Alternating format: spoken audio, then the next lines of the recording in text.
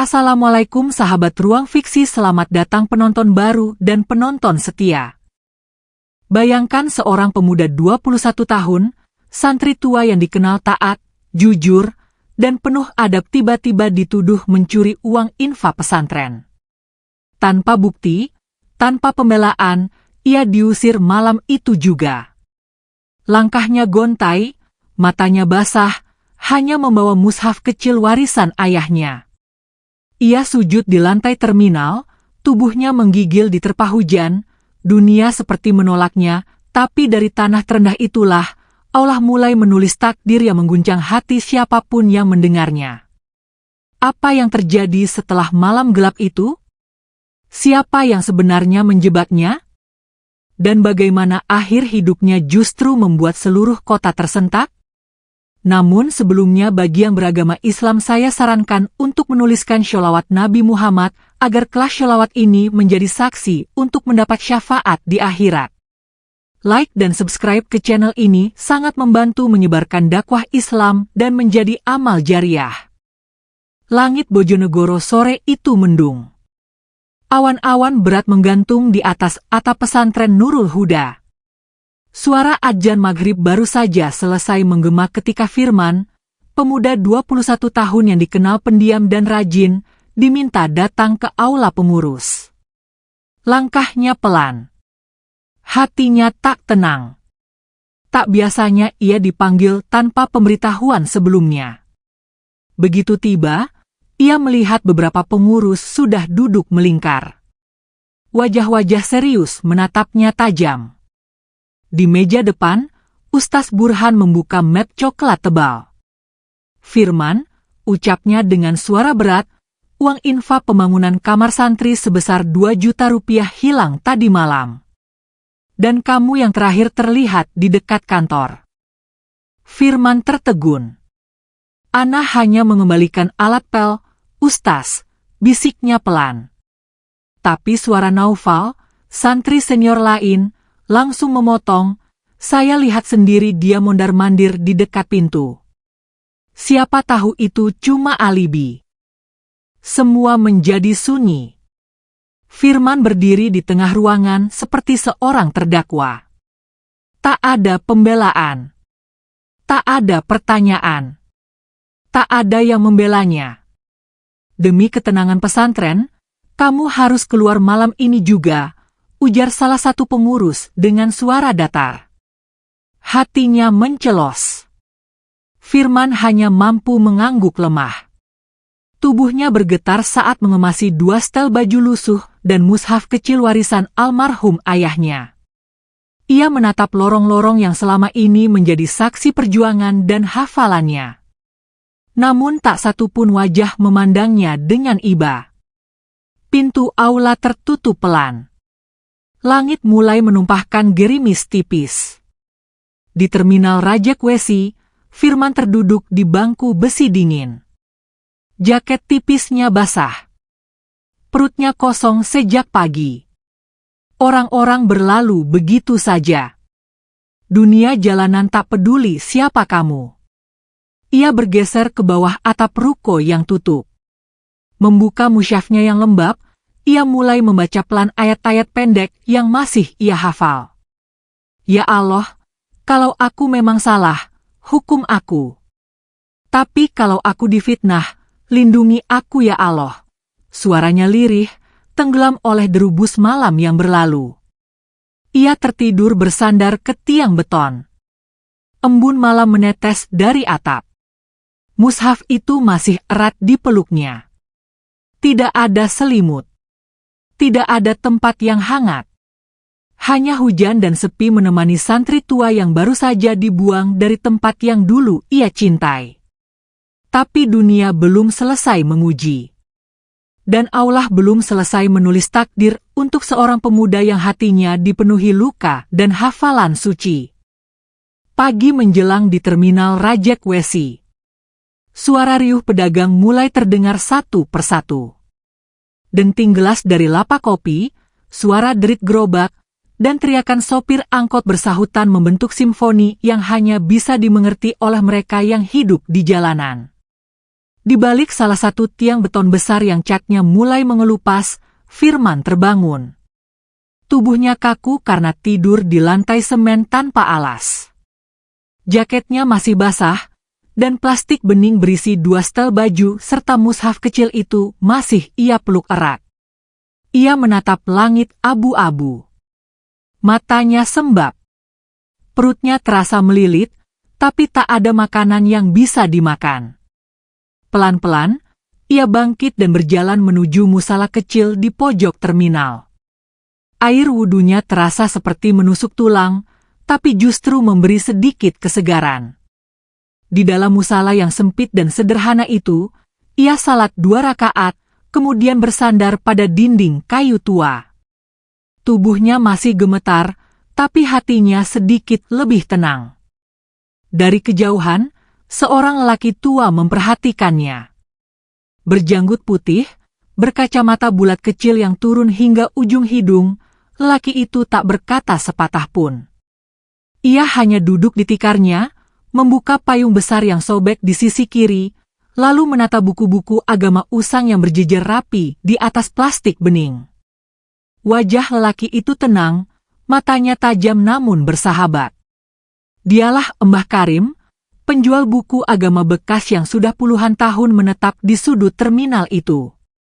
Mbah Karim memperhatikan cara Firman membaca mushaf. Pelan tapi jelas, dengan tajwid yang rapi dan suara yang dalam. Ia mengenali suara santri dari cara membaca.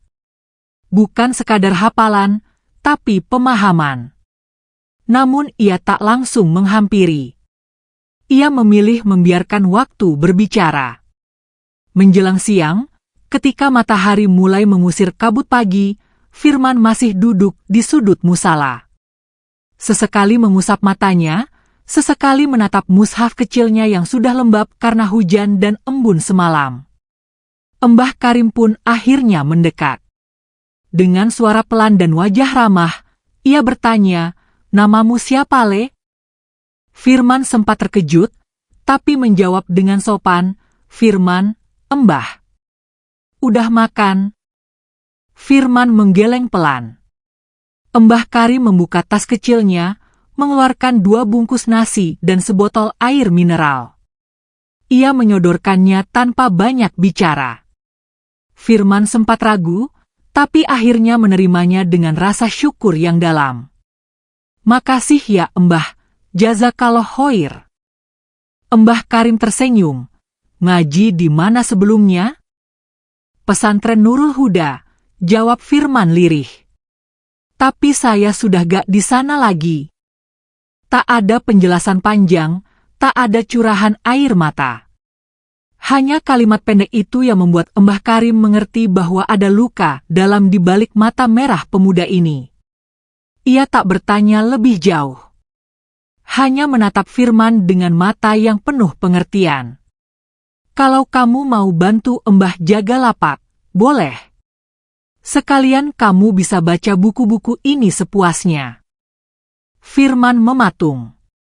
Tawaran sederhana itu terasa seperti anugerah besar. Seperti hujan pertama yang turun di padang gersang.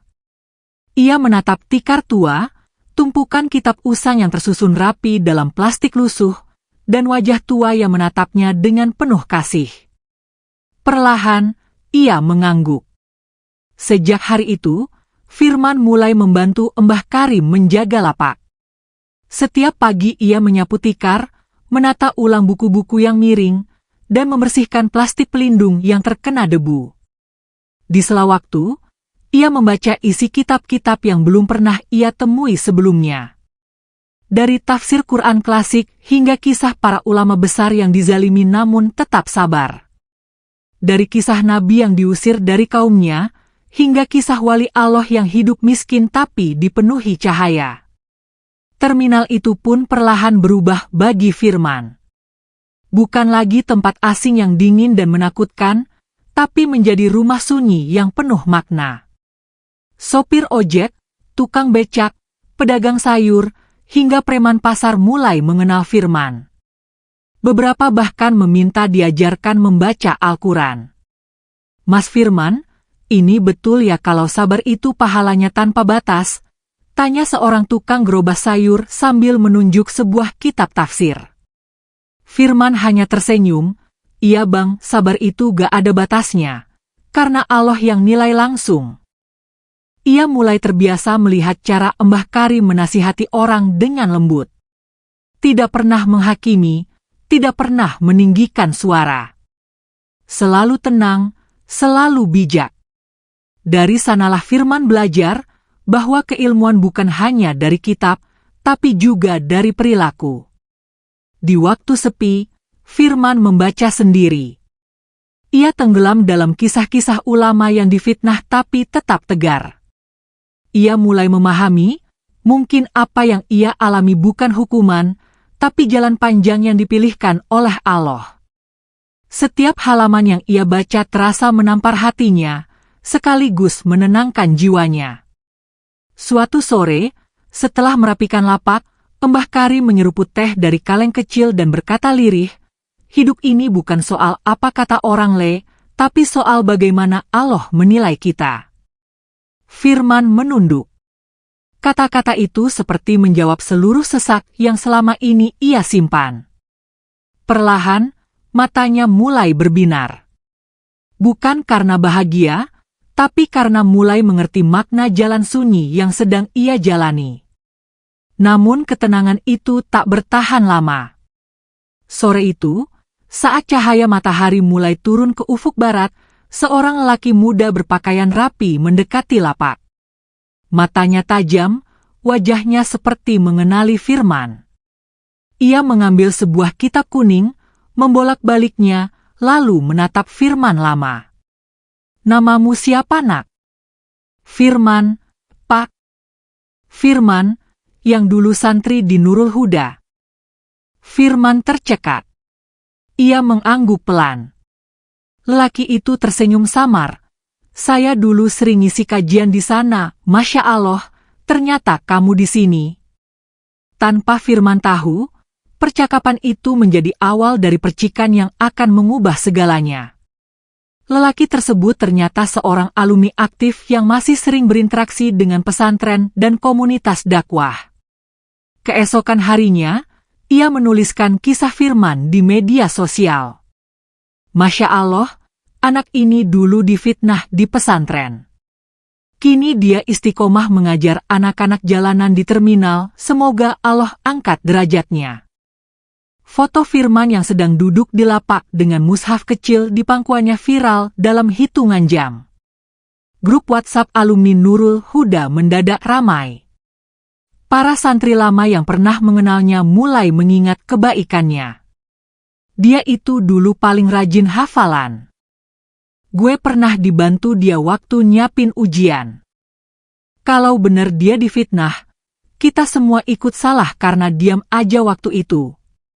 Firman tak tahu. Ia tetap membersihkan lapak dan mengajar anak-anak mengaji dengan suara pelan dan tajwid yang indah. Namun namanya mulai kembali diperbincangkan. Bukan lagi sebagai tersangka pencuri infak, tapi sebagai pemuda yang tetap berdiri meski dunia sempat menjatuhkannya. Hari-hari itu, Firman mulai didatangi banyak orang. Dari santri lama yang datang diam-diam membawa makanan, hingga beberapa pengurus pesantren yang datang dalam rombongan.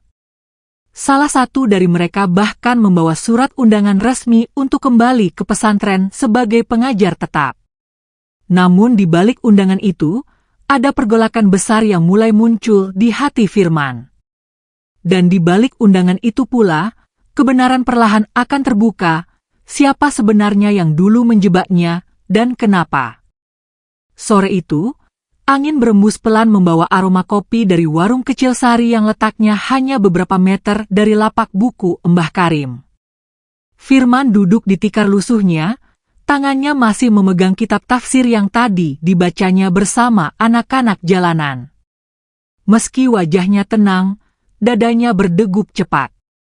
Di dalam sakunya, sebuah surat undangan resmi dari pesantren Nurul Huda masih terlipat rapi. Surat itu bukan sekadar ajakan, tapi semacam pertaruhan masa lalu dan masa depannya. Langit Bojonegoro mulai menggelap. Awan hitam bergulung pelan di atas terminal. Suara kendaraan yang biasa lalu lalang pun terdengar samar saat sebuah mobil berhenti tak jauh dari lapak. Dari dalam mobil keluar dua pria bersorban dan seorang ustaz yang tak asing lagi. Dia adalah Ustaz Wahab, wakil kepala pesantren Nurul Huda. Langkahnya teratur, ekspresinya tenang tapi penuh makna. Firman berdiri, menatap kehadiran mereka dengan waspada. Mbah Karim menghentikan aktivitasnya, Sari pun keluar dari warung kecilnya, melihat dari balik tirai plastik yang mulai robek di bagian atas. "Assalamualaikum, Firman," sapa Ustaz Wahab sambil menyalami. "Waalaikumsalam," jawab Firman pelan. Tanpa basa-basi, Ustaz Wahab mengeluarkan satu map coklat besar dari tasnya. Ia membuka isinya perlahan dan memperlihatkan beberapa lembar surat bersegel. Salah satunya berisi permintaan maaf tertulis dari ketua yayasan pesantren. Di surat itu tertulis jelas bahwa Firman telah difitnah dan nama baiknya akan dipulihkan sepenuhnya. Firman membaca surat itu perlahan, tangannya gemetar. Hatinya terasa sesak. Bukan karena bahagia, tapi karena luka lama yang kembali disayat. Ustaz Wahab melanjutkan dengan suara lirih. "Firman, bukan hanya kami ingin memulihkan namamu, tapi kami juga ingin kamu kembali. Kami butuh kamu, dan pesantren butuh pembaruan. Kamu bisa bantu kami dari dalam." Firman tidak langsung menjawab. Di wajahnya terlihat keraguan yang dalam. "Kenapa sekarang?" ucapnya pelan. Suasana hening. Lalu Ustaz Wahab menatap matanya dalam-dalam. "Karena saya tahu siapa yang menjebak kamu waktu itu." Jantung Firman seperti berhenti berdetak sejenak. Ia menoleh pelan. "Siapa?" Suaranya hampir tak terdengar. "Zian," jawab Ustaz Wahab tanpa ragu. "Santri yang dulu kamu bantu bayar uang daftar ulang. Dia yang menyusun semuanya. Dia tanam uang itu di balik kain pel. Dia bisikan ke Naufal bahwa kamu mencurigakan. Dan sekarang, dia adalah salah satu pengurus kami." Firman terduduk pelan. Dunia di sekelilingnya berputar.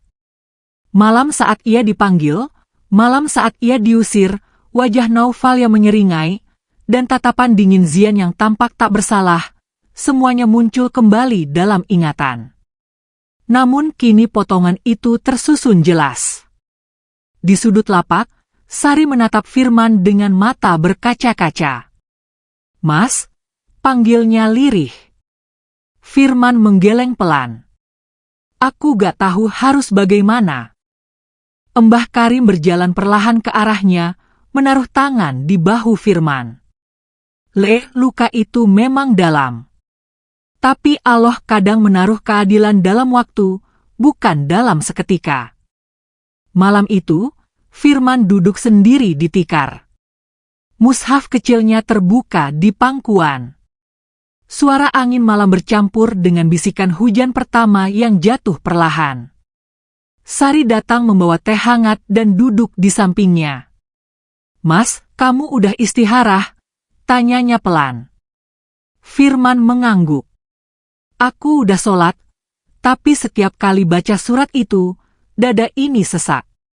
Bukan karena masih marah, tapi karena aku takut kehilangan tempat ini, kehilangan rasa dekat dengan Allah yang aku temukan justru di terminal ini." Sari hanya tersenyum. Air matanya jatuh pelan.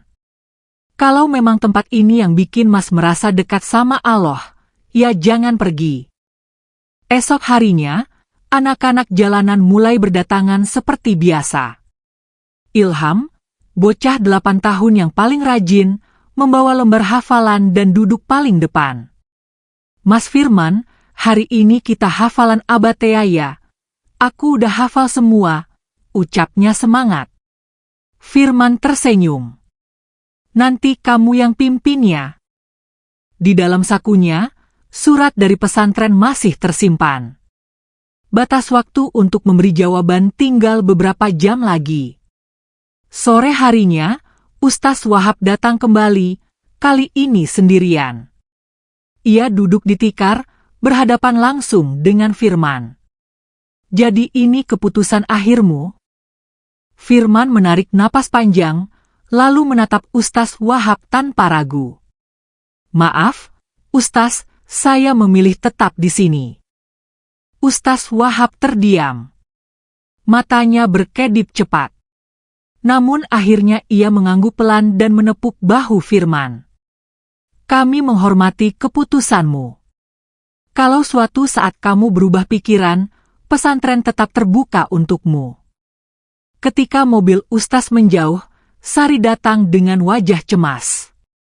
"Mas, kamu yakin gak akan nyesel?" Firman tersenyum samar. "Enggak, karena aku gak sedang memilih masa depan. Aku sedang menjaga amanah yang Allah titipkan lewat luka." Malam itu, di bawah tenda plastik yang bocor, Firman kembali membuka mushaf kecilnya. Suara anak-anak membaca surat An-Naba bergema di sekelilingnya. Namun di dalam hati Firman, badai baru saja berlalu. Bukan karena ia menolak undangan, tapi karena ia berhasil memaafkan tanpa harus berdamai dengan masa lalu. Dan saat ia menunduk untuk sujud terakhir malam itu, ia tahu Allah telah memantapkan jalannya. Bukan menuju pesantren megah, tapi menuju cahaya yang selama ini ia temukan di tikar lusuh dan hati yang sabar. Pagi itu, udara Bojonegoro terasa lebih hangat dari biasanya. Langit belum sepenuhnya biru, tapi cahaya mentari menembus celah-celah tenda plastik yang menggantung di lapak Firman. Tikar-tikar yang semalam dipenuhi anak-anak mengaji kini digulung rapi, sebagian disusun di sudut lapak. Sari tampak sibuk mencuci gelas dan menyiapkan piring plastik untuk sarapan anak-anak. Mbah Karim seperti biasa duduk di tikarnya, menata buku-buku wakaf yang baru datang dari seorang alumni pesantren yang pernah mengenal Firman di masa lalu. Di tengah suasana sibuk itu, Firman duduk bersila di depan rak buku. Di tangannya, mushaf kecil yang sama selalu ia bawa sejak hari pertama ia terusir dari pesantren. Matanya terpejam. Bibirnya bergetar. Pagi itu, ia baru saja membaca sebuah surat yang baru dikirim oleh seseorang yang tak asing, meski tak pernah hadir secara fisik. Surat itu datang tanpa nama pengirim. Namun isinya, goresan tangannya, kalimat-kalimatnya membuat hati Firman bergetar hebat. "Firman, maafkan aku Zian. Aku yang menaruh uang infak itu di balik kain pel.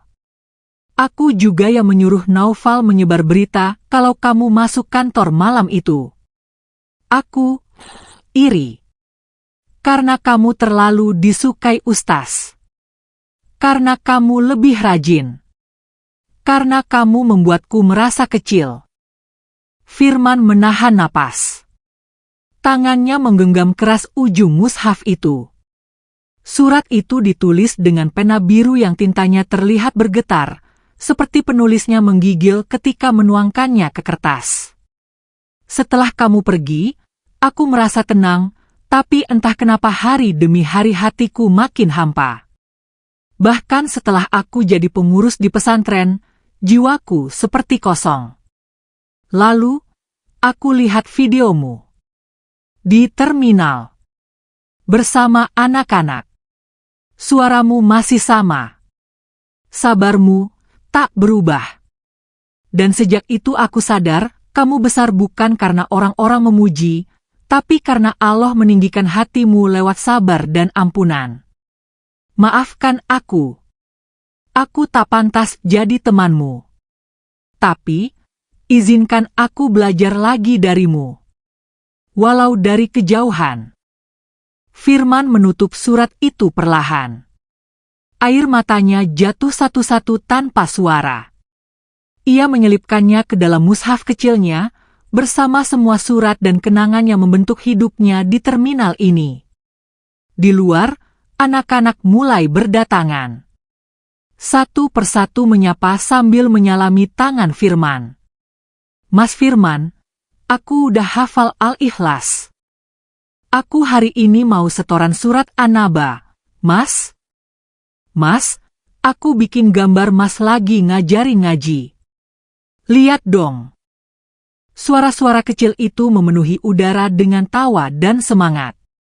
Dan di balik tenda lapak itu, kehidupan baru mulai tumbuh. Bukan dari batu bata dan kubah masjid, tapi dari tikar basah dan mushaf kecil yang tak pernah ditinggal.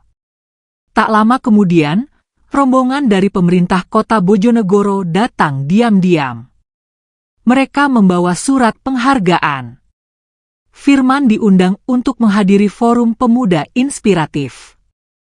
Namun yang membuatnya terdiam lebih lama adalah amplop kedua, undangan ceramah dari pesantren Nurul Huda, kali ini untuk acara pembukaan program pesantren terbuka. Sebuah program hasil kerjasama dengan komunitas lapak jalanan, tempat Firman membangun rumah bagi yang dulu ditolak oleh dunia. Dan yang paling mengejutkan, nama Ilham, bocah 8 tahun yang dulu bahkan tak mengenal huruf hijaiyah, tercantum sebagai pembaca doa pembuka dan perwakilan anak-anak jalanan. Firman menunduk haru. Tangan kirinya menggenggam mushaf kecilnya. Tangan kanannya mengusap kepala Ilham yang duduk di pangkuannya sambil menggambar huruf hijaiyah di atas kardus bekas. Hari itu, 2 mobil sederhana menjemput rombongan kecil dari terminal Rajak Wesi. Firman, Mbah Karim, Sari, dan 5 anak jalanan berangkat menuju pesantren Nurul Huda. Mereka semua mengenakan baju koko putih bersih, kopiah baru sumbangan dari para alumni. Mushaf masing-masing mereka pegang erat. Aula besar pesantren sudah penuh. Santri-santri berdiri menyambut. Spanduk besar bertuliskan, "Dari jalan menuju cahaya," membentang di atas panggung.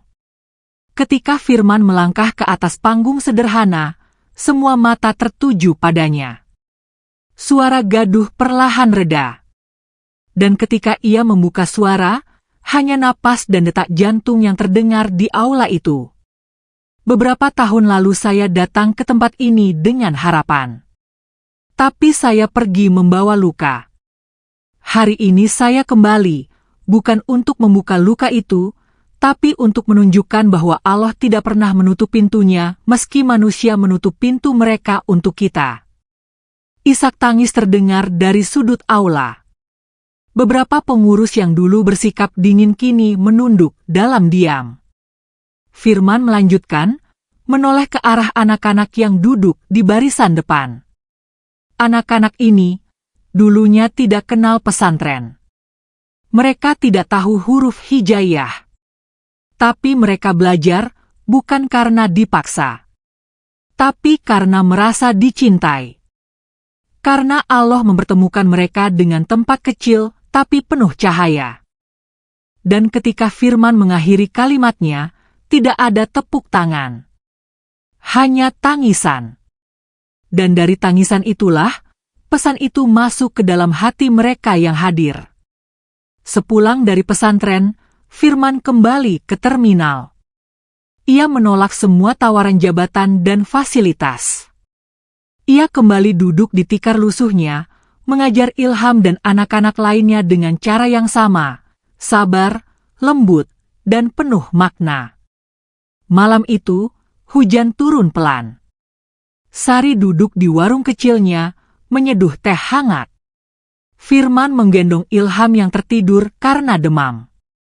Sari menatapnya lama, lalu bertanya lirih, "Mas, kamu gak takut menyesal?" Firman menggeleng, "Enggak. Karena aku gak sedang memilih masa depan. Aku sedang menjaga amanah yang Allah titipkan lewat luka." Dan dari sanalah, lapak itu perlahan berubah nama. Para sopir mulai menyebutnya langgar terminal. Anak-anak menyebutnya tempat pulang. Dan di balik senyumnya yang sederhana, Firman tahu bahwa di tempat itulah ia menemukan cahaya yang dulu sempat hilang dari hatinya. Namun malam itu, ketika semua anak-anak sudah pulang, seseorang datang ke lapak. Seorang pria muda dengan kopiah hitam dan batik gelap berdiri diam di depan tenda. Wajahnya menunduk. Matanya merah. Ia berbicara pelan. "Assalamualaikum, Firman. Aku Zian." Firman berdiri perlahan. Tak menjawab. Hanya menatapnya lama. "Aku gak datang untuk minta dimaafkan. Aku cuma pengen bilang, kamu menang. Bukan karena kamu kuat. Tapi karena kamu gak pernah balas keburukan dengan kebencian." Hening. Lalu Firman berkata, "Aku gak pernah anggap kamu musuh. Mungkin dulu aku marah. Tapi Allah bikin aku paham kalau luka itu bukan untuk disimpan, tapi untuk dijadikan jalan pulang." Zian menunduk. Air matanya jatuh. Lalu dengan tangan gemetar, ia menyerahkan sebuah kitab kecil. "Boleh aku ikut belajar lagi di sini?" Firman mengangguk pelan. Malam itu, Zian duduk bersila di sudut lapak. Membuka kitab. Dan mengaji. Bukan sebagai pengurus pesantren. Tapi sebagai santri lapak jalanan. Dan untuk pertama kalinya, ia merasa damai. Malam meraya pelan di atas langit Bojonegoro. Hujan yang tadi mengguyur terminal mulai reda, menyisakan tetes-tetes air yang mengalir dari ujung atap plastik yang robek. Udara lembab menyelimuti lapak kecil yang tetap menyala temaram oleh lampu minyak tua di sudut tikar. Bau tanah basah dan kertas mushaf lembab mengisi udara, menyatu dengan aroma teh panas dari warung sari. Di atas tikar, Firman duduk bersila, wajahnya tenang tapi matanya tampak jauh. Ia baru saja selesai mengajar anak-anak membaca surat Al-Buruj. Suaranya masih menggema di telinga Sari yang sedang membereskan gelas dan termos air panas. Di pojok tikar, Zian masih mengaji pelan. Dan Ilham tertidur bersandar pada paha Firman dengan mushaf kecil di pelukannya. Sari berjalan perlahan ke arah Firman, membawa sebuah kertas kecil yang digulung rapi dan diikat dengan pita merah sederhana. Ia meletakkannya di tangan Firman dan duduk di sampingnya. "Mas, kamu ingat proposal nikah yang pernah aku kasih dulu?" tanyanya dengan suara lembut, nyaris tak terdengar. Firman tersenyum samar, menatap kertas di tangannya. "Ingat, tapi aku belum pernah buka." Sari tertawa kecil. "Itu isinya kosong, Mas, enggak ada apa-apa. Aku cuma pengen tahu, kamu pilih isi hidupmu karena cinta, atau karena amanah?" Firman menatap langit yang gelap tanpa bintang. Suara hujan sisa masih menetes perlahan dari pinggiran tenda. Ia menggenggam kertas itu erat lalu berkata pelan, "Kalau cinta bikin kita lupa sujud, itu bukan cinta. Tapi kalau cinta bikin kita lebih kuat untuk bersujud, mungkin itu jalan dari Allah." Sari mengangguk. Matanya memerah. Tak ada kata lain yang bisa ia ucapkan. Ia tahu, hatinya tak sedang jatuh cinta pada Firman, tapi pada kekuatan hati yang tak pernah menyerah meski digerus fitnah dan kesepian. Di dalam lapak itu, suara anak-anak yang mengaji tadi siang masih seolah menggantung di udara. Terminal Rajakwesi yang dulu hanya dikenal sebagai tempat para pengangguran dan gelandangan kini berubah pelan-pelan menjadi ruang cahaya yang sederhana namun dalam. Pemerintah kota mulai melirik tempat ini. Komunitas dakwah mengirimkan buku-buku dan mushaf baru. Bahkan beberapa santri dari pesantren Nurul Huda kini rutin datang setiap akhir pekan untuk belajar bersama anak-anak lapak. Mbah Kari menyebutnya sebagai tanda-tanda Allah ingin mengembalikan sesuatu yang pernah diambil dari Firman. Tapi malam itu, Firman gelisah. Setelah Sari kembali ke warung dan semua anak-anak tertidur, Firman mengambil air wudhu dari ember kecil di samping lapak. Ia menyeka wajahnya, menepuk pipi, lalu menggelar sajadah di atas tikar yang masih sedikit basah. Ia berdiri, menatap arah kiblat, dan mengangkat kedua tangan. Allahu Akbar. Sujudnya panjang malam itu. Lebih panjang dari biasanya. Ia tak berdoa banyak. Tak berkata banyak. Hanya diam. Hanya menahan tangis yang sudah terlalu lama tidak dilepaskan. Dadanya terasa sesak, tapi kepalanya terasa ringan. Dan di dalam sujudnya, ia tak meminta nama. Tak meminta jabatan. Ia hanya meminta satu hal. Ya Allah, jangan cabut cahaya ini dari hati kami. Biar kami tetap kecil di dunia, asal kami besar di hadapan-Mu. Dan saat ia duduk di antara dua sujud, tubuhnya jatuh pelan ke sisi kanan. Tak ada suara. Hanya desir hujan dan gemertak tenda plastik yang masih menetes air. Sari yang masih terjaga, mendengar bunyi pelan dari dalam lapak. Ia berlari masuk dengan tergesa, mendapati Firman terbaring di sajadah, mushaf kecil terbuka di sisi tubuhnya. Wajahnya damai, senyum lembut menghias bibirnya. Mas Firman, Mas, teriak Sari. Ia mengguncang bahu Firman, tapi tangan Firman sudah dingin. Ilham terbangun dan segera memeluk tangan Firman sambil berteriak, Mas Firman bangun, kita belum selesai ngaji. Mbah Karim yang mendengar kegaduhan itu datang dengan langkah gemetar. Ia menunduk, menyentuh nadi Firman, lalu menarik napas dalam. Innalillahi wa inna ilaihi roji'un, dia sudah pulang, Le. Malam itu, langit Bojonegoro kembali menangis. Hujan deras membasahi tenda lapak terminal Rajek Wesi. Tubuh Firman terbaring dalam posisi sujud yang sempurna.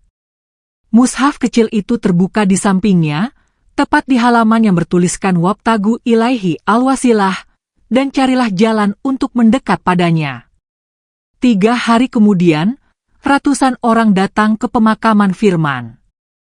Para santri, ustaz, guru pesantren, pejabat kota, tukang becak, sopir angkot, bahkan beberapa preman pasar hadir. Semua menunduk. Semua diam. Semua mata basah karena mereka tahu, orang yang mereka kuburkan hari itu bukan hanya seorang guru kecil, tapi penjaga cahaya. Di samping pusara, Sari berdiri dengan wajah sendu. Di tangannya tergenggam proposal kosong yang dulu pernah ia berikan kepada Firman. Kini, ia tak lagi menunggu jawaban. Ia hanya menatap langit dan berbisik, kalau cinta sejati adalah cinta yang membuatmu tidak takut kehilangan, maka aku sudah menemukannya, di lapak ini, di hatimu, Mas Firman. Dan hari-hari setelahnya, Ilham memimpin halakah anak-anak lapak setiap sore. Suaranya yang dulu gemetar, kini terdengar mantap dan jelas. Setiap sesi halakah ditutup dengan kalimat yang selalu diajarkan Firman. Jangan bangga karena suaramu merdu. Tapi banggalah kalau suara itu bisa membuat kita lebih dekat dengan Allah. Lapak itu kini dikenal sebagai Langgar Firman.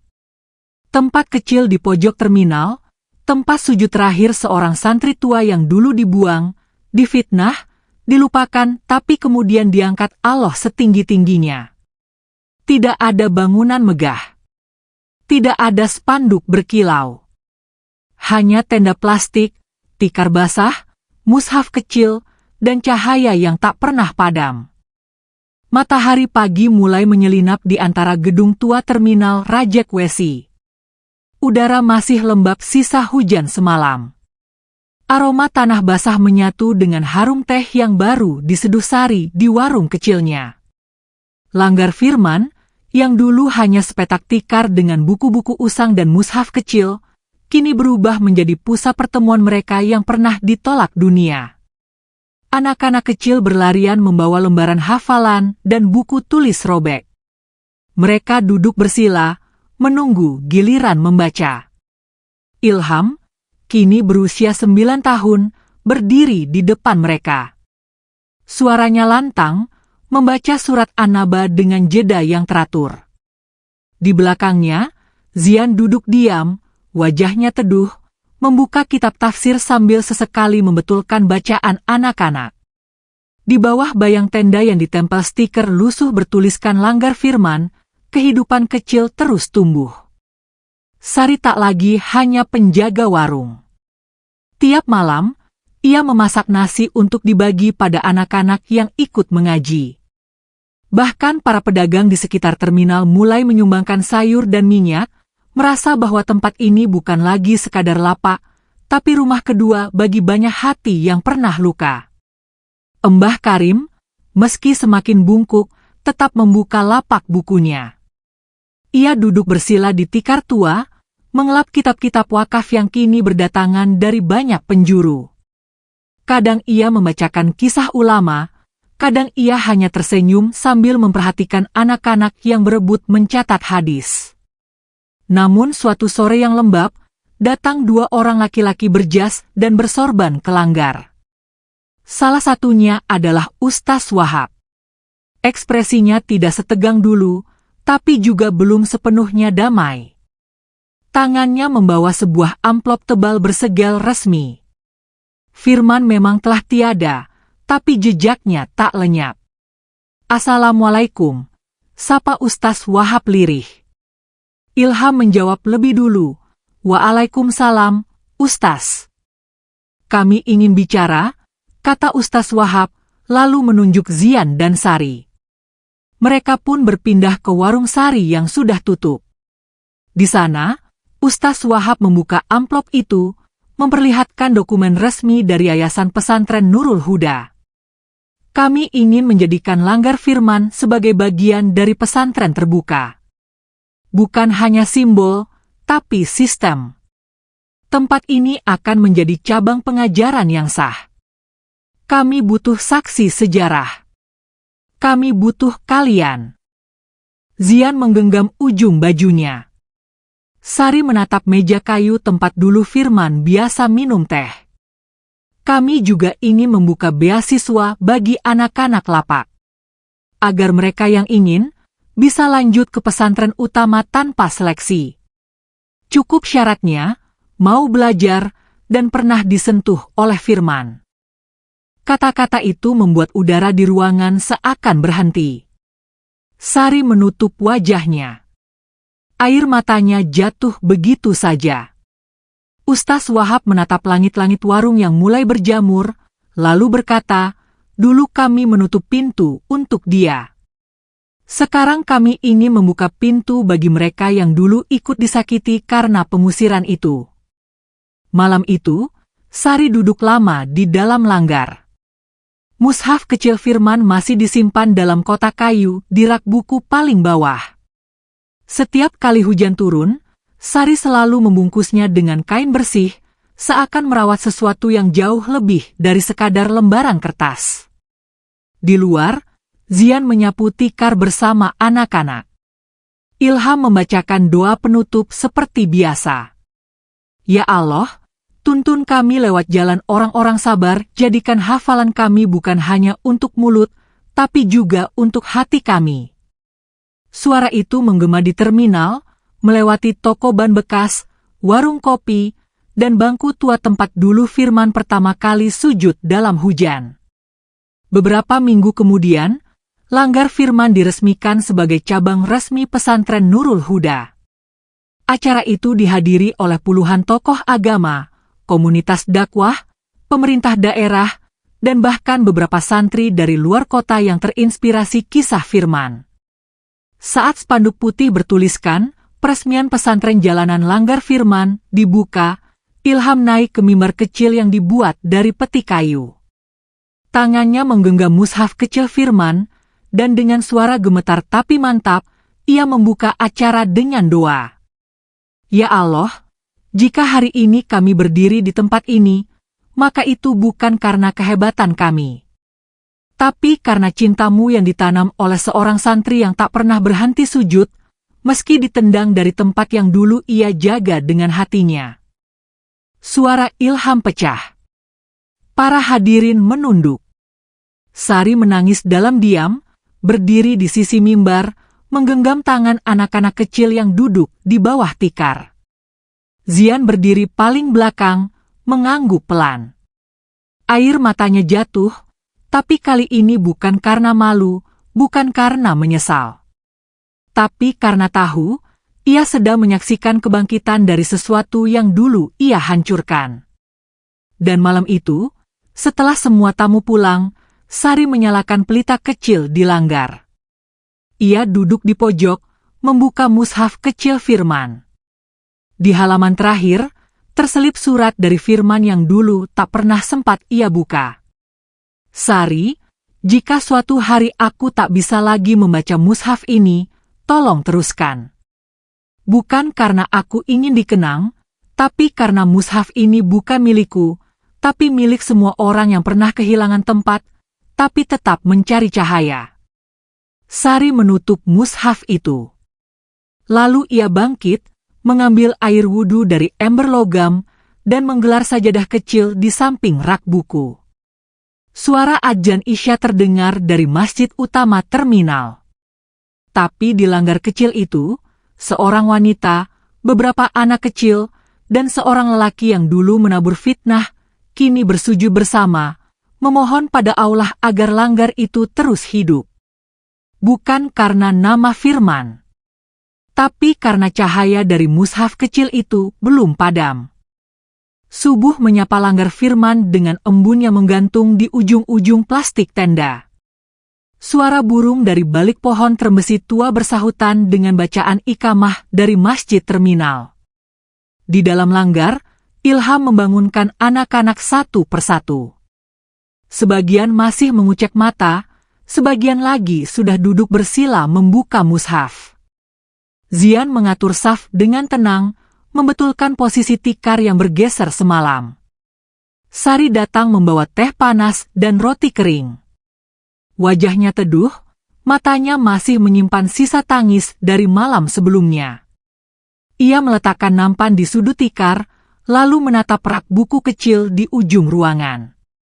Di rak itu, mushaf milik Firman terletak di tengah. Diapit dua kitab tafsir yang telah menguning, dan di atasnya diletakkan selembar kertas berbingkai kayu ringan. Bukan ijazah. Bukan sertifikat.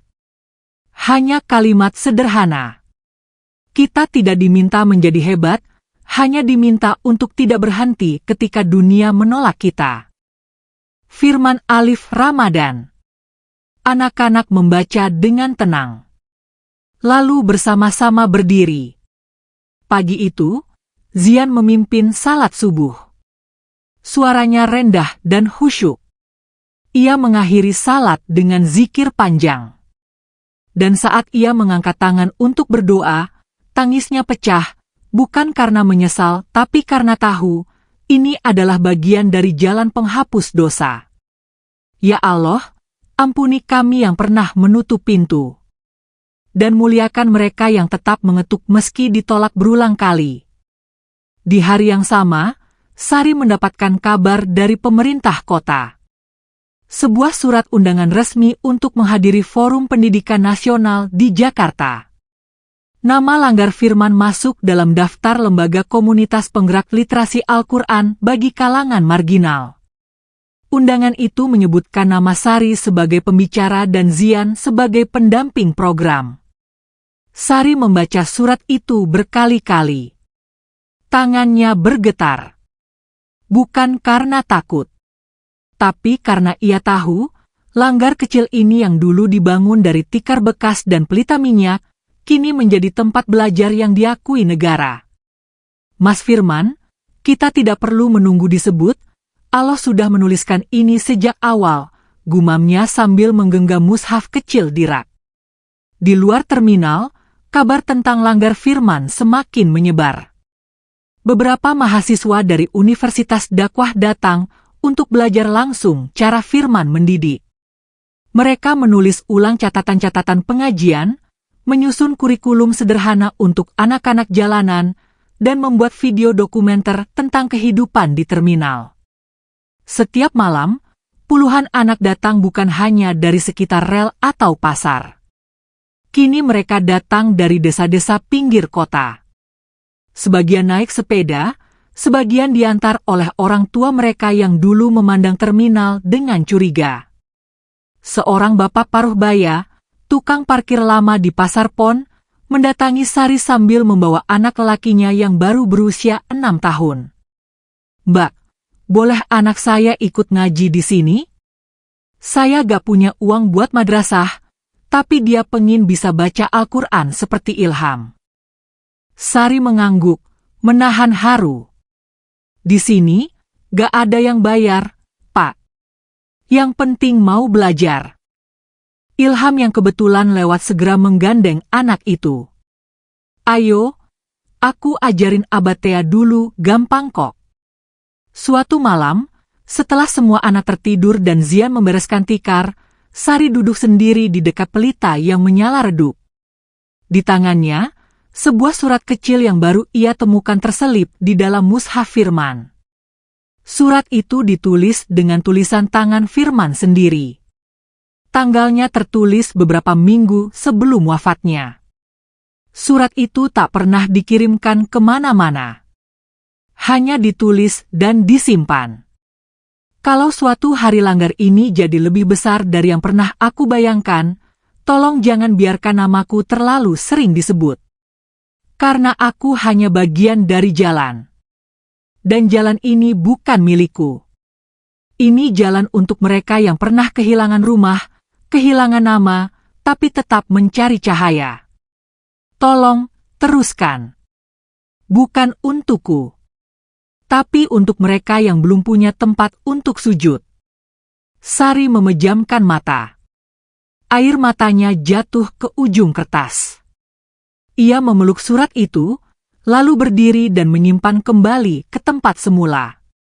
Di luar, suara angin membawa aroma teh, suara roda becak yang berderit, dan gelak tawa anak-anak dari mimpi mereka yang nyenyak. Keesokan harinya, Mbah Karim datang membawa sebuah kardus berisi buku-buku baru. Ia berjalan pelan, tapi tetap semangat. Anak-anak langsung membantu membongkar kardus itu. Ilham mengambil satu kitab kecil berjudul Riwayat Imam Sufyan ATS Sauri, lalu menunjukkannya ke Zian. "Ustaz Zian, ini siapa ya?" Zian tersenyum, lalu mulai bercerita panjang tentang ulama yang hidup miskin tapi disegani karena ilmunya. Anak-anak mendengarkan dengan mata berbinar. Sari duduk di belakang, memperhatikan semua itu dengan diam. Lalu tiba-tiba, seorang wanita berjilbab panjang dan pria berjas datang menghampiri langgar. Mereka membawa kamera dan mikrofon kecil. "Assalamualaikum. Kami dari stasiun TV Dakwah Nasional. Boleh kami wawancara sebentar? Kami sedang membuat program tentang cahaya dari tempat-tempat tak terduga, dan langgar Firman menjadi rujukan kami." Sari tersenyum. Zian mengangguk pelan. Anak-anak langsung bersorak senang, sebagian melompat-lompat, sebagian menyiapkan buku mereka. Di tengah liputan itu, Sari ditanya satu hal. Apa yang membuat tempat ini bertahan, meski dengan fasilitas terbatas dan tanpa dana tetap? Sari terdiam sejenak. Matanya menatap mushaf kecil di rak. Karena tempat ini tidak dibangun dari batu bata, tapi dari sujud yang tak pernah putus. Dari luka yang tak pernah dibalas dengan dendam. Dari doa yang selalu dipeluk, bahkan ketika dunia mencampakkannya.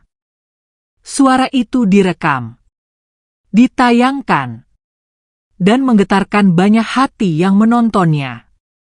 Beberapa hari setelahnya, rombongan anak-anak lapak bersama Sari dan Zian diundang ke pesantren Nurul Huda untuk mengisi kajian istimewa.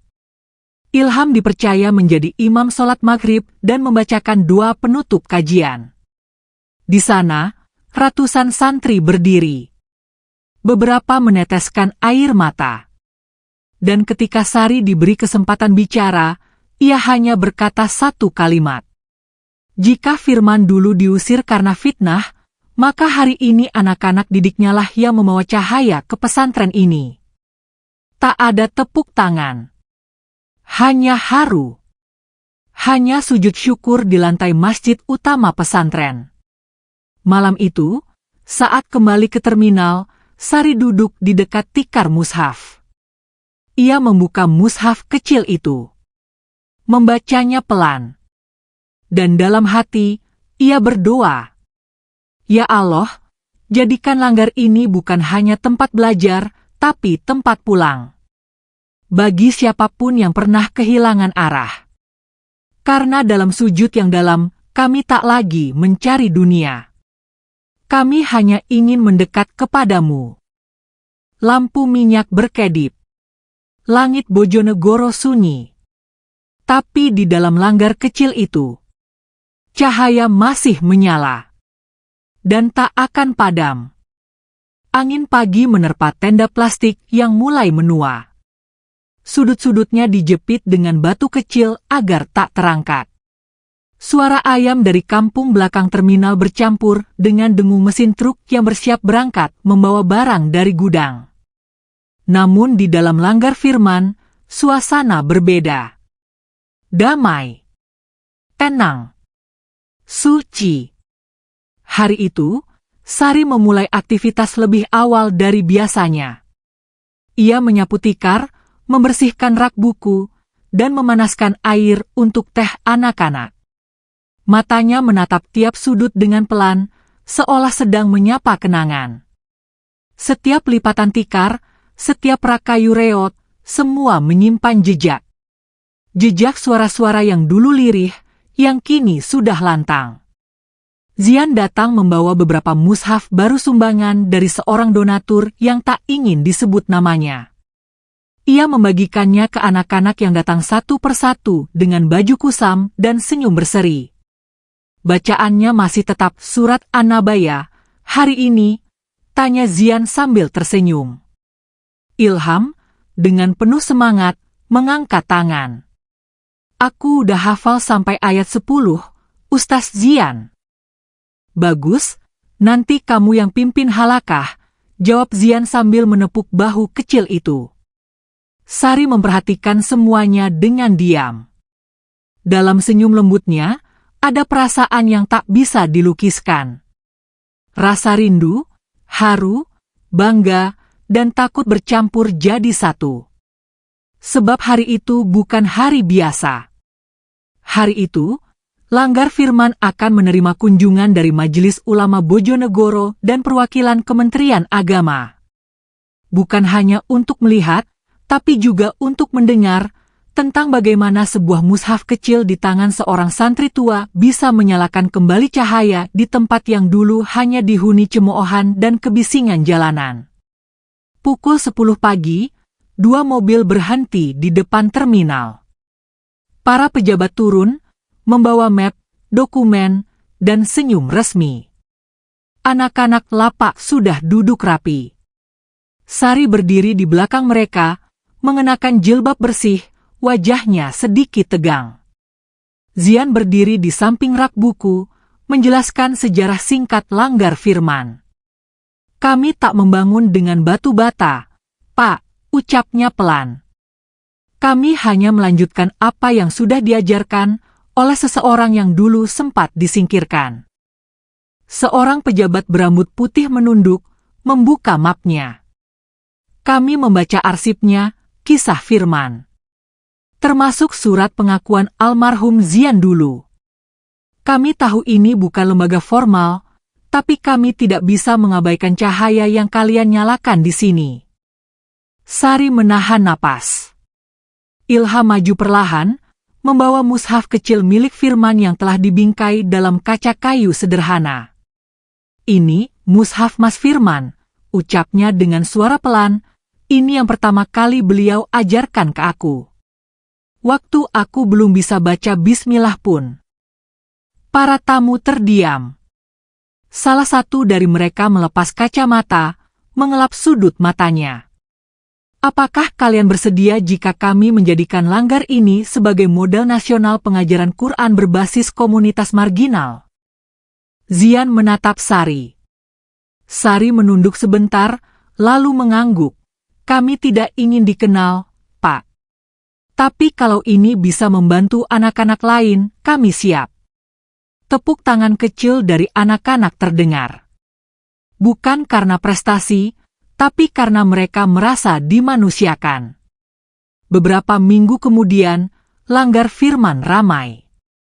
Bukan oleh kamera atau wartawan, tapi oleh para relawan. Mahasiswa, dosen, ustaz dari berbagai daerah datang bukan untuk meresmikan, tapi untuk belajar. Bagaimana tempat kecil ini bisa hidup tanpa listrik tetap, tanpa ruang kelas, tapi justru menghasilkan cinta pada Allah dari anak-anak yang tak punya apa-apa. Di sudut lapak, seorang wanita tua menangis terseduh. Dia ibu dari salah satu anak jalanan yang dulu menolak ikut ngaji karena malu. Saya dulu larang anak saya ikut ke sini. Saya kira cuma buat tidur-tiduran. Tapi sekarang saya lihat dia sholat, hafal Quran. Saya malu sendiri. Sari memeluk bahu wanita itu. Gak apa-apa, Bu. Kita semua dulu gak tahu. Yang penting sekarang sama-sama belajar. Suatu malam, setelah anak-anak selesai membaca surat Al-Insyirah dan bersiap tidur, Ilham duduk di pojok Langgar sambil menatap langit. Sari duduk di sampingnya, membetulkan letak jaket kecil Ilham yang mulai sobek di bagian lengan. Bu Sari, Mas Firman dulu suka lihat bintang gak ya? Sari tersenyum.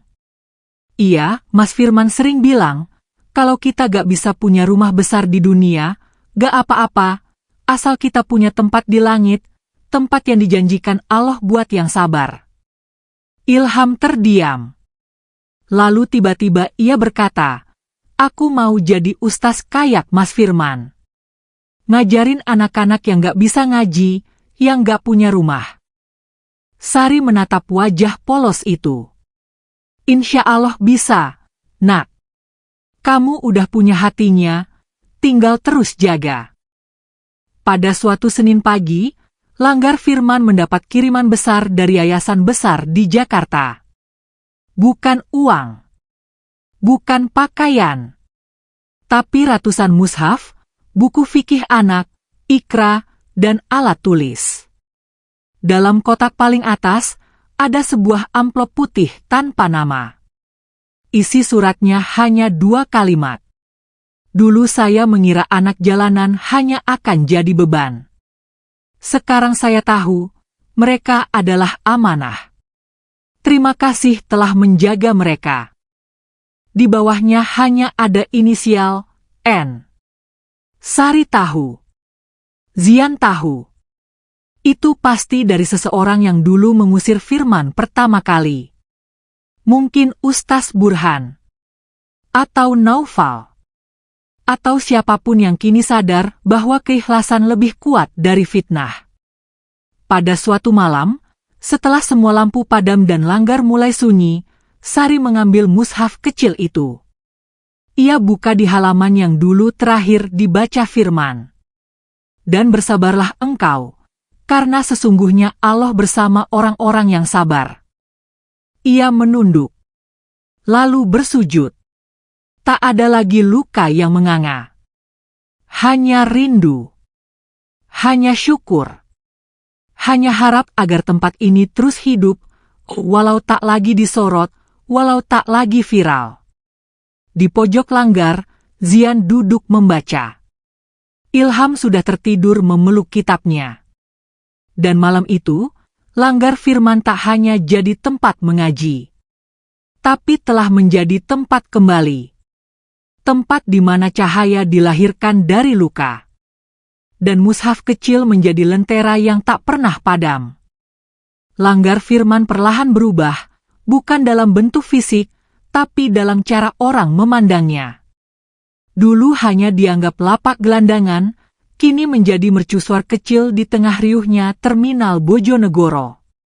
Tiap malam, bukan hanya anak-anak yang datang belajar, tapi juga para sopir angkot yang malu-malu minta diajari baca Fatihah, pedagang gorengan yang ingin tahu apa itu makna Al-Ikhlas, hingga pemulung tua yang hanya ingin mendengar satu hadis tentang sabar.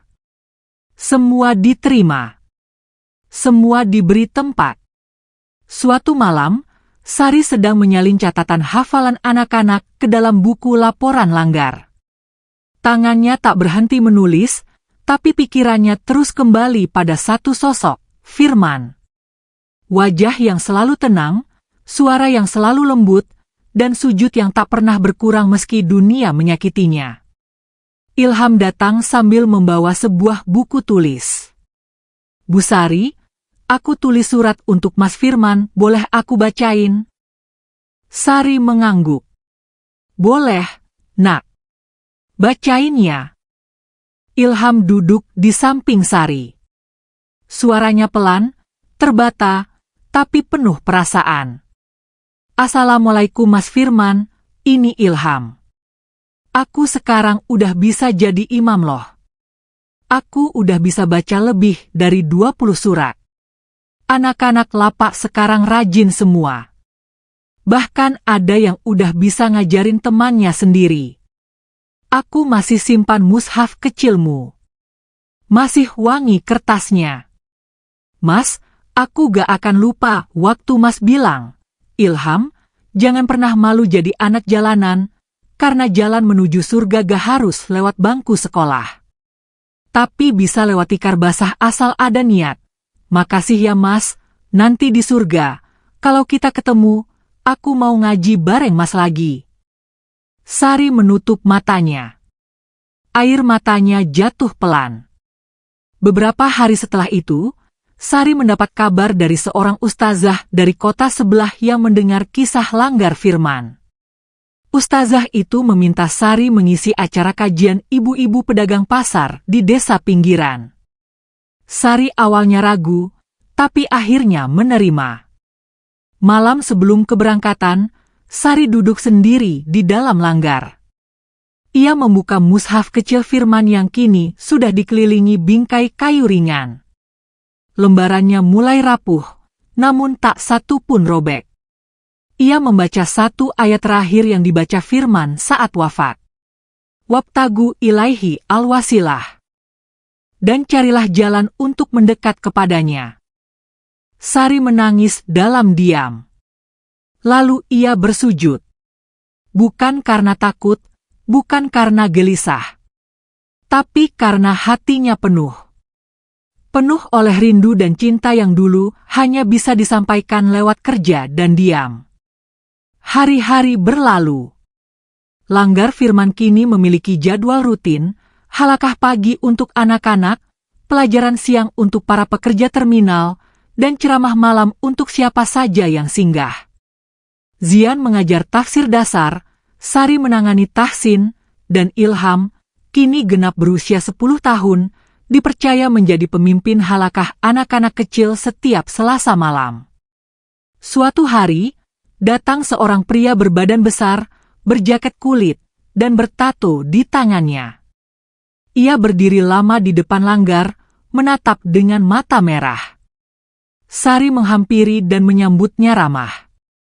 "Mau mampir, Pak?" Pria itu hanya mengangguk. "Dulu saya preman pasar. Saya sempat ikut mukul Firman waktu dia pertama kali nginjek terminal ini. Saya kira dia sok suci. Tapi ternyata saya yang buta." Sari tak berkata apa-apa. Ia hanya menepuk lengan pria itu dan menunjuk mushaf kecil di rak kayu. Itu milik dia. Yang dulu dituduh, tapi gak pernah marah. Yang ditendang, tapi masih sempat ngajarin. Pria itu menangis. Air matanya menetes di lantai tikar. "Boleh saya ikut sujud, sekali aja?" "Boleh," kata Sari. Malam itu, pria bertato itu bersujud. Dan tak ada yang menertawakannya. Bulan berganti. Sebuah undangan datang dari Kementerian Agama. Langgar Firman diminta mengirim satu perwakilan untuk mengikuti pelatihan nasional pendidikan karakter Islami. Sari menunjuk Zian, tapi Zian menolak. Aku ingin tetap di sini, Bu Sari. Aku belum layak jadi wajah dari tempat ini. Ilham menunjuk dirinya sendiri, bercanda. Aku aja, Bu, nanti aku ceramah di depan orang besar. Semua tertawa. Akhirnya, Sari yang berangkat. Ia membawa satu bundel dokumen, satu foto Firman, dan mushaf kecil yang dibungkus kain putih. Dalam pelatihan itu, Sari menceritakan bagaimana mushaf yang dipeluk saat hujan bisa berubah menjadi cahaya bagi puluhan anak kecil. Semua yang hadir menunduk. Sebagian menangis. Ketika Sari kembali ke terminal, malam sudah larut. Hujan rintik membasahi aspal. Ia membuka tirai plastik langgar dan melihat anak-anak sudah tertidur di pojok ruangan. Zian sedang menyapu tikar, dan Ilham sedang mengaji pelan dengan suara setengah mengantuk. Bu Sari, aku nungguinmu. Aku belum baca surat Al-Fajr malam ini. Sari duduk, mengangguk, lalu memeluk Ilham. Baca sekarang ya, Nak, tapi pelan-pelan. Ilham membaca ayat-ayat Al-Fajr dengan suara lembut. Dan saat sampai pada ayat, Ya ayat Tuhan nafsul mutmainah, suaranya bergetar. Mas Firman, udah tenang di sisi Allah ya Bu? Sari memeluknya lebih erat. Iya, Nak, sangat tenang. Suatu malam, Sari menemukan sebuah surat kecil terselip di dalam mushaf Firman. Bukan tulisan Firman. Tulisan anak-anak. Mereka menuliskan satu persatu harapan dan doa. Doa agar Langgar terus hidup. Doa agar mereka bisa jadi penerus Mas Firman. Doa agar Sari dan Zian diberi panjang umur untuk terus menjaga mereka. Di antara semua tulisan kecil itu, satu kalimat ditulis oleh Ilham. Kalau suatu hari saya besar, saya ingin punya tempat ngaji, tapi bukan yang besar dan mewah, yang kecil tapi hangat. Kayak Langgar Firman. Akhir cerita belum datang. Karena cahaya tak punya batas waktu. Dan selama mushaf kecil itu masih ada di rak. Selama tikar itu masih dibentang setiap malam. Dan selama suara anak-anak masih melafal satu demi satu ayat, maka Langgar Firman tak akan mati. Karena tempat ini bukan dibangun dari tanah, tapi dari sujud. Dan langit telah menerimanya.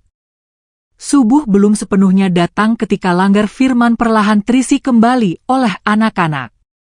Aroma embun pagi masih kuat terasa. Tikar-tikar digelar, mushaf-mushaf disusun rapi. Cahaya lampu minyak perlahan redup digantikan warna jingga dari langit timur yang mulai menyala. Suara burung, derit gerobak, dan lantunan Al-Fatihah dari mulut anak-anak bercampur menjadi satu simfoni paling murni dari jalanan. Sari duduk di ujung tikar. Wajahnya bersih, rautnya tenang. Pagi itu ia tak banyak bicara. Ia hanya mengamati anak-anak satu persatu, mendengarkan hafalan mereka dengan saksama. Zian membantu memperbaiki posisi duduk Ilham yang mulai membungkuk karena mengantuk. Tapi tak ada yang tahu, hari itu Sari membawa sebuah keputusan besar. Beberapa malam sebelumnya, Sari bermimpi. Dalam mimpi itu, Firman berdiri di tengah terminal. Pakaiannya putih bersih, mushaf kecilnya memancar cahaya. Ia tidak bicara. Hanya menatap Sari dengan senyum lembut, lalu berjalan ke arah cahaya yang tak bisa didefinisikan. Sari terbangun dengan air mata dan hati yang bergetar hebat. Sejak malam itu, Sari mulai menulis satu persatu lembar warisan Langgar Firman. Bukan harta, bukan uang. Tapi catatan pengajian, nama-nama anak yang pernah belajar, dan kutipan-kutipan firman yang dulu ia catat diam-diam. Semuanya dikumpulkan ke dalam satu bundel yang ia beri nama Warisan Tikar Basah, Kisah Sujud yang Menghidupkan Hati. Sari serahkan dokumen itu ke Kementerian Agama yang kini secara resmi menyokong keberlangsungan langgar firman. Lalu ia meminta satu hal. Biarkan tempat ini tetap sederhana. Jangan ubah namanya. Jangan ubah tikarnya. Jangan ubah suasananya. Karena Cahaya tak butuh bangunan megah. Ia hanya butuh tempat untuk menyala. Permintaannya disetujui. Suatu siang yang terik, langgar firman kedatangan rombongan dari luar pulau. Bukan pejabat. Bukan tokoh besar. Hanya rombongan anak-anak dan orang tua mereka yang mendengar kisah firman dari televisi nasional. Mereka ingin belajar langsung di tempat ini. Zian berdiri di depan. Memulai pengajian dengan membacakan surat Al-Muzammil, lalu menjelaskan tafsirnya. Ilham memimpin sesi hafalan, sementara Sari berjalan perlahan di belakang anak-anak. Memperhatikan dengan mata berkaca.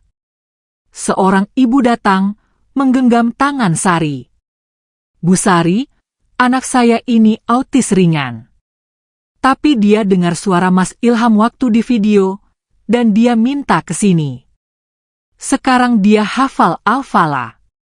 Katanya, aku mau hafal supaya bisa ketemu Mas Firman di surga." Sari tak sanggup menahan tangis. "Amin, nak, amin." Suatu maghrib yang sunyi, langgar firman kembali hening. Lampu diganti lilin karena pelita minyak habis. Anak-anak duduk melingkar. Ilham duduk di tengah mereka. Tangannya menggenggam mushaf kecil firman. Hari itu, tepat 3 tahun sejak Firman wafat.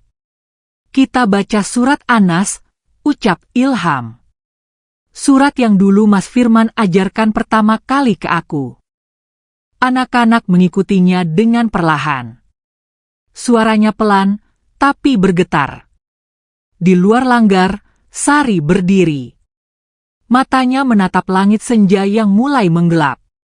Tangannya menggenggam surat kecil dari firman yang selama ini ia simpan sendiri. "Sari, jika suatu saat aku gak ada, tolong lanjutkan. Bukan untuk dikenang, tapi untuk mereka yang akan datang tanpa tahu siapa aku. Aku cuma ingin, sujudku gak selesai di aku saja. Aku ingin, ada yang meneruskan sujudku." Sari mencium kertas itu, lalu menatap langit dan berbisik, "Sujudmu belum selesai, Firman, dan tak akan pernah." Dan di malam itu juga, secara simbolik, mushaf kecil Firman dibingkai dan dipasang di dinding kayu langgar. Bukan untuk dipuja, tapi untuk dikenang. Agar setiap anak yang datang tahu, bahwa di tempat sederhana ini pernah ada seorang santri tua yang ditendang dari gerbang ilmu, tapi membangun gerbang yang lebih luas dari tikar basah dan ayat suci. Sejak hari itu, mushaf kecil itu disebut mushaf cahaya. Dan langgar firman menjadi rumah sujud, tempat kembali bagi siapapun yang kehilangan jalan. Tak pernah lagi ada kursi penguasa di dalamnya. Hanya tikar. Tak pernah ada suara keras. Hanya doa yang lirih. Dan saat langit menangis, tikar-tikar basah itu kembali digelar. Untuk sujud berikutnya. Bagi cahaya berikutnya. Yang akan datang tanpa pernah mengenal nama Firman. Karena kisah ini bukan tentang satu orang. Tapi tentang satu sujud. Yang diterima oleh langit. Dan dikenang oleh bumi.